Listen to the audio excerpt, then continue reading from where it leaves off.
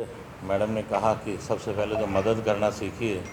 अपने पड़ोसियों की मदद कीजिए, क्योंकि सबसे पहले अगर हमारे नज़दीक कोई है तो हमारा पड़ोसी है। उसे किस प्रकार की आवश्यकता है, उसे मेडिसिन की कोई आवश्यकता है या उसे भोजन की आवश्यकता है या किसी प्रकार की भी कोई दिक्कत है, तो प्रयास किया जाए कि उसकी वो मदद करके उसकी उस कमी को पूरा किया जाए। और जहाँ तक सनातन धर्म और हिंदू धर्म की बात है, तो हम लोग सनातनी हैं और हमारा फ़र्ज भी बनता है कि उस परमात्मा ने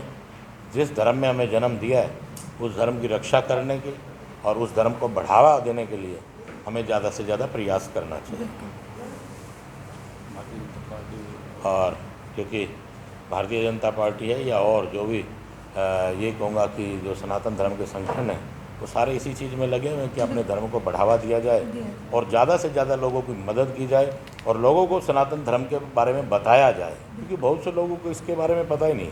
इतिहास में भी हम जिक्र करें तो इतिहास में जो हमारे धर्म को लेकर खूबियाँ थी उनको दबाया गया और जो कमियाँ हुई उसमें या कुछ उन्होंने डॉक्यूमेंट्स बदल के उनको उजागर किया गया, इस बात के लिए भी हमें सोचना चाहिए। क्योंकि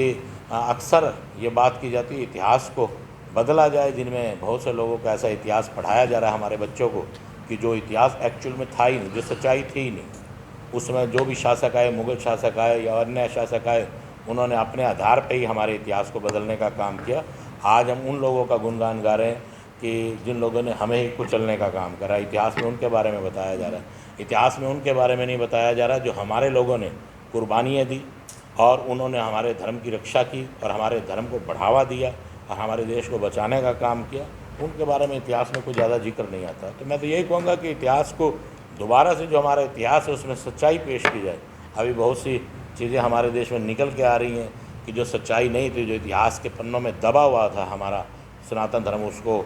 मोदी जी, माननीय मोदी साहब ने, माननीय योगी जी ने, माननीय मुख्यमंत्री जी ने भी सरस्वती उसके नदी को उसके बारे में सब निकालने का काम किया। तो इसी प्रकार से इतिहास जब हमारे सामने आएगा तो आने वाली पीढ़ियों को ये पता लगे कि इतिहास में हमारे पूर्वजों ने हमारी रक्षा के लिए और इस सनातन धर्म की रक्षा के लिए क्या किया, इस बारे में पता लगेगा।